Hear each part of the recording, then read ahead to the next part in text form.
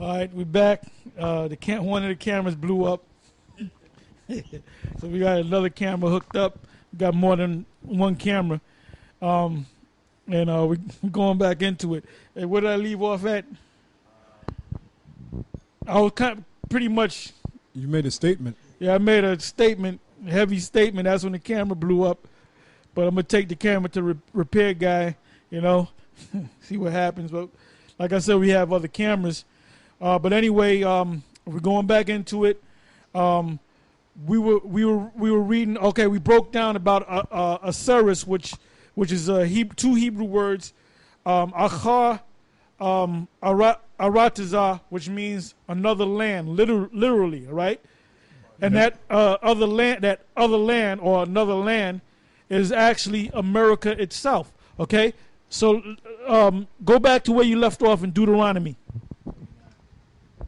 29, and you was at 24. You read a couple of verses down. Yeah, the 25th verse. The men shall say, because they have forsaken the covenant of the Lord power of their fathers, which he made with them when he brought them forth out of the land of Egypt. For they went and served other gods, and worshipped them, gods whom they knew not, and whom he had not given unto them. And the anger of the Lord was kindled against this land, to bring upon it all the curses that are written in this book. As I'm reading this, I'm thinking of Nate. Now, the Lord got pissed off because we worship other gods. Nate is worshiping another god, even as we speak. By him saying that his name is Christ, that's another god, man. That's not Yahweh Bashem Yahushai. Reading on in the 28th verse, and the Lord rooted them out of their land in anger and in wrath and in great indignation, and cast them into another land as it is this day. Yeah, so the first that was uprooted out of the land was the kingdom of Israel, and then later in history was a little bit more than 200 years later. Well, not really. No. I'm sorry. They were taken down by the Babylonians. Then the Medo-Persians came on the scene, and it was what's his name, Cyrus, that had financed them to build the temple once again. Mm-hmm. And then they stayed in Jerusalem, in the region of Israel, in our homeland. They stayed there all the way up to the time when the Messiah came on the scene. And after the Messiah had died and rose back up, they were still on the scene even up until the time of the 70, 71, 72 A.D. Right. Going back to the history of Titus, Vespasian's father, and Domitian, when there was a campaign to totally do away with the Israelites. Exactly. And what happened was a lot of them died. A lot of them fled into other parts of Europe, Egypt. A lot of them fled down into the interiors of Africa. And then later in history, starting from the 1500s, mid to late 1500s, 1600s, 1700s, that's when they were brought over here. But the so-called, we call them the Latin tribes, but the so-called, the other tribes, the Northern Kingdom, they were already here. They were established. Esau came on the scene. When did Christopher Columbus set sail and come to the New World? The end, about the last 8 years before the turn of that century, which was 1500. And if you notice, shortly after that, that's when Christopher Columbus had brought back slaves back to Spain. Right. Okay? And that was the same time that maybe 50 years later, 100 years later, that's when Jake started being brought over here. So you see how everything comes into play? Yep. Let's read on. This is 2nd Ezra 13 and 46. Then dwelt they there until the latter time. And now when they shall begin to come, the highest shall stay the springs of the stream again, that they may go through. Therefore sawest thou the multitude with peace. but those that be left behind of thy people are they that are found within my borders. Now when he Because the three tribes, Judah, Benjamin, Levi, stay within the Lord's borders, which is over there in the land of Israel. Go ahead.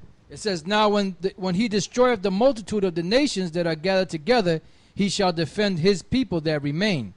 And so that hasn't changed. The stuff that the Lord is dealing with everybody. Everybody is his people. He's coming back to his people. He shall defend his people. Go ahead.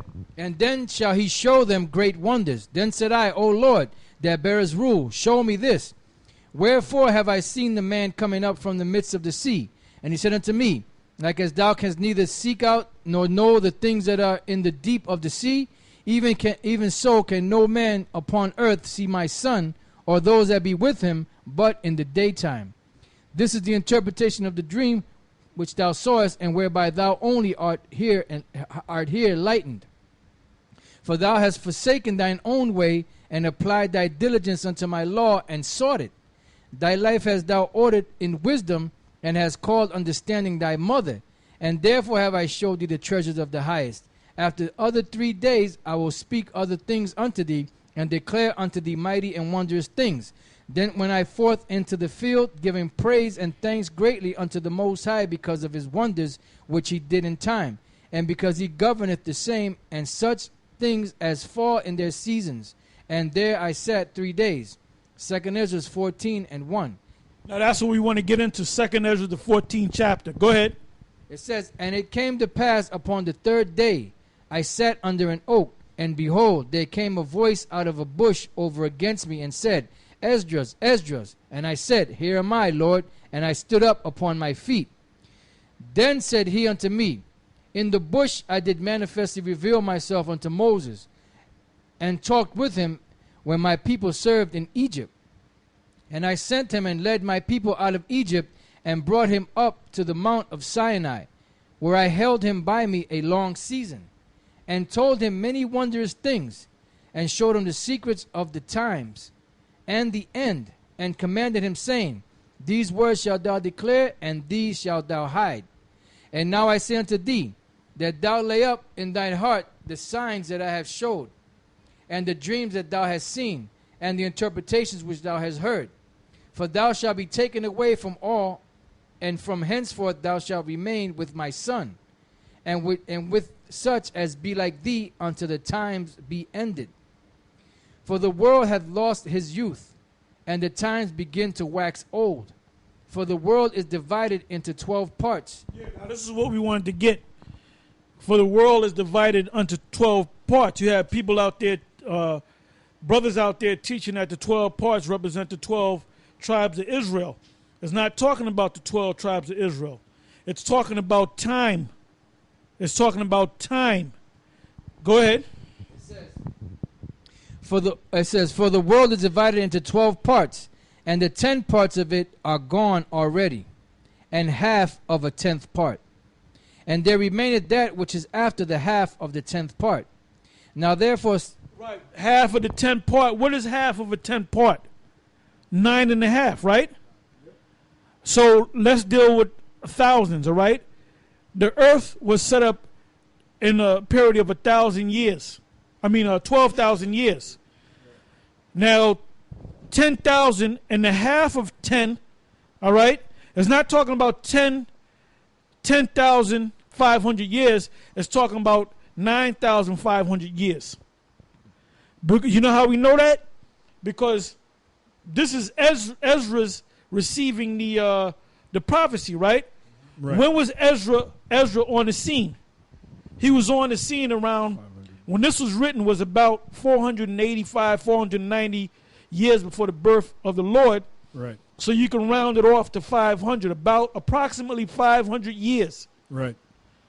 So 500 years later, that's when Yahushua came on the scene, right? Right. That's right. Now, from the time of Yahushua to now, that's how many years? That's 12,000, right? That's 12,000 parts. Yep. So we're beyond the 12,000 parts. So this man, if you notice, this man is going down, man. This man is going down. Yep. Go ahead. This is our 2 Esdras chapter chapter 7, verse 25. And therefore Esdras, for the empty are empty things, and for the full are the full things. Behold, the time shall come that these tokens which I have told thee shall come to pass. And the bride shall appear, and she coming forth shall be seen, that now is withdrawn from the earth. The bride is us. And whosoever is delivered from the aforesaid evils shall see my wonders. For my son Yahushai shall be revealed with those that be with him, and they that remain shall rejoice within 400 years. After these years shall